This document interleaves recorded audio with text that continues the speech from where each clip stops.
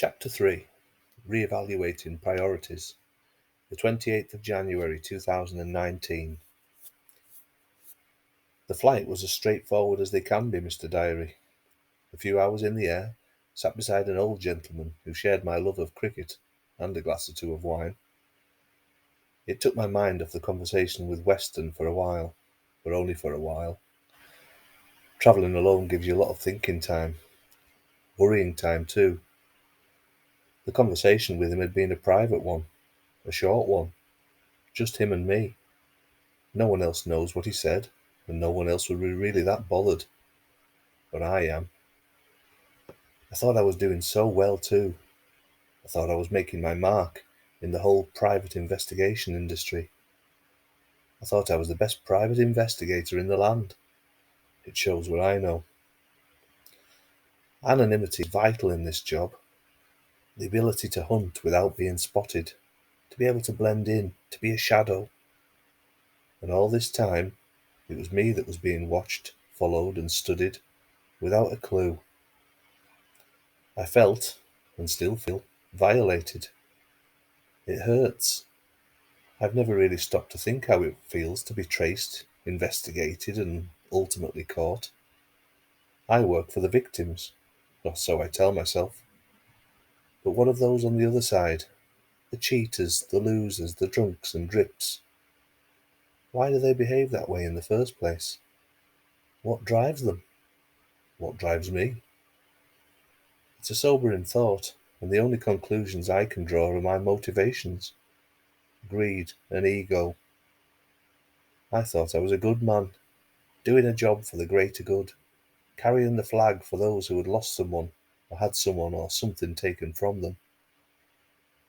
I'm sure deep down, or a long time ago, this was a motivation, but ego and greed seem to have consumed all, and I'm not happy with myself.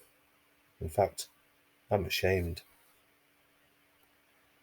I'm now sat in my Munich hotel room jotting down these thoughts.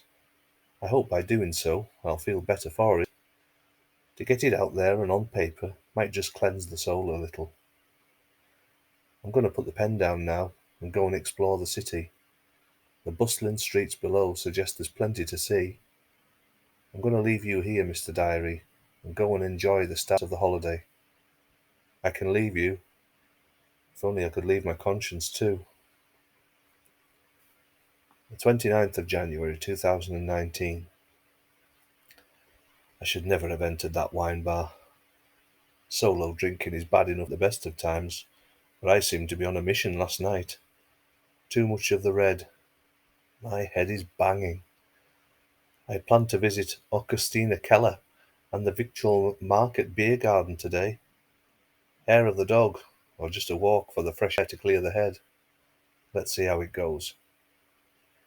Where possible, I am ignoring work throughout this trip, but I must record the content of the voicemail message from Mrs. Fitzgerald, the darling of Rochdale.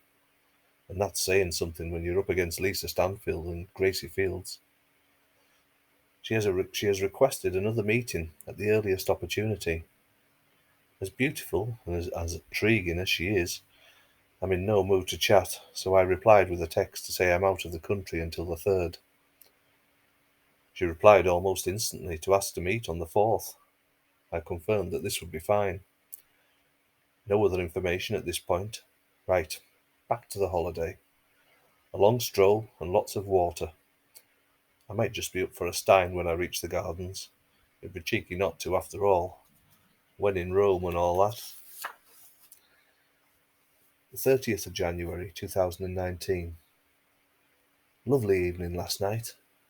What a place, what a size!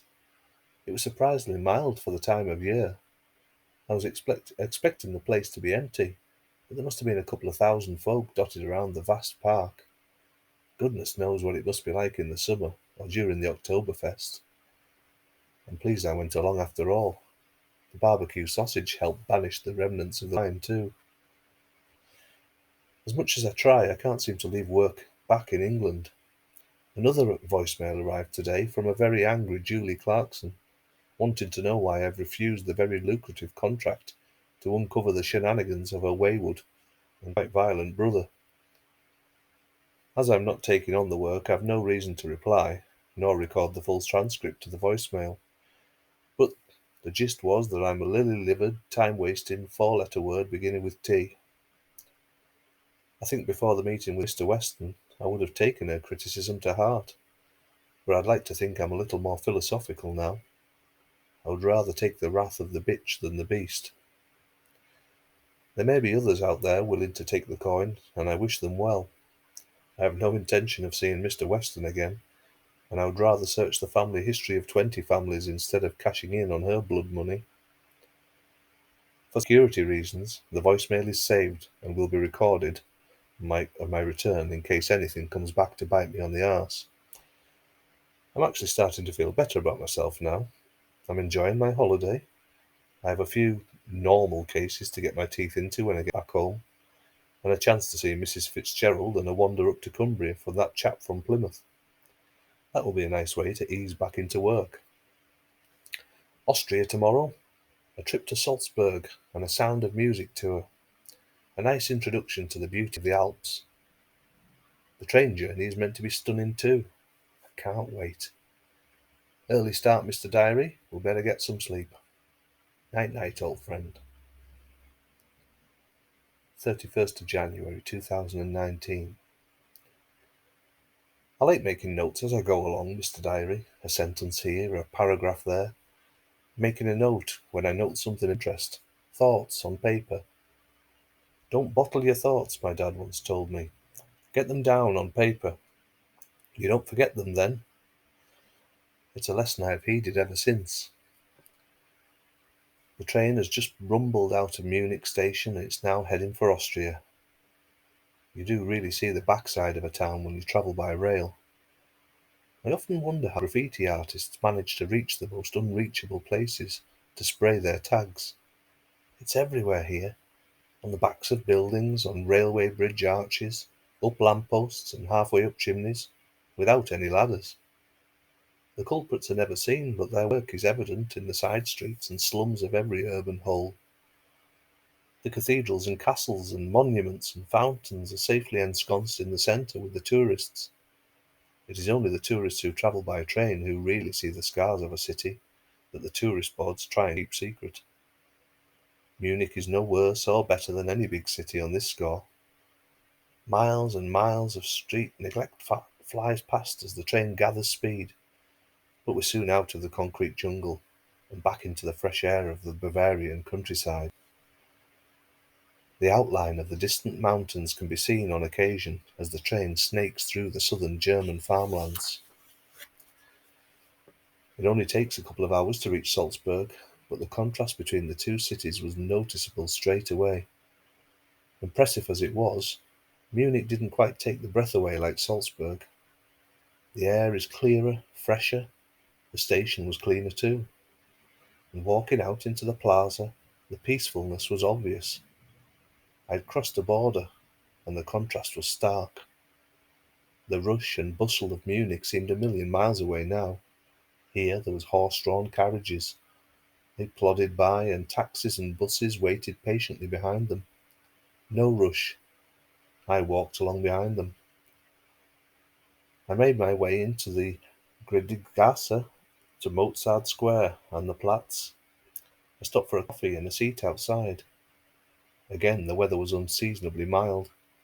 The sunshine brightened the square and gave off enough heat to encourage me to take off my jacket. Church bells rang out somewhere in the distance, and I watched other customers and shoppers come and go. I was at ease at last. This weight of self-doubt had lifted. I'd been taught a lesson, and now I was ready to start again. My batteries are well and truly recharged. As strange as it sounds, Mr. Diary, I'm looking forward to work again. My priorities have changed, though. I want to help. Of course, I'm going to get the usual cases where I'll be on surveillance duty, but I plan to be more selective with my cases in future. I'm good at what I do. I am meticulous, I am organised. I'm methodical, and I'm careful. I think I lost sight of those qualities, and ego and greed got the better of me. Not anymore. The hills are alive, and I want to sing up. Right, I'd better find the hotel and check in before I walk in the footsteps of Julie Andrews and Christopher Plummer. Come on, Mr. Diary, let us pull on our warm woolen mittens and see some of our favourite things.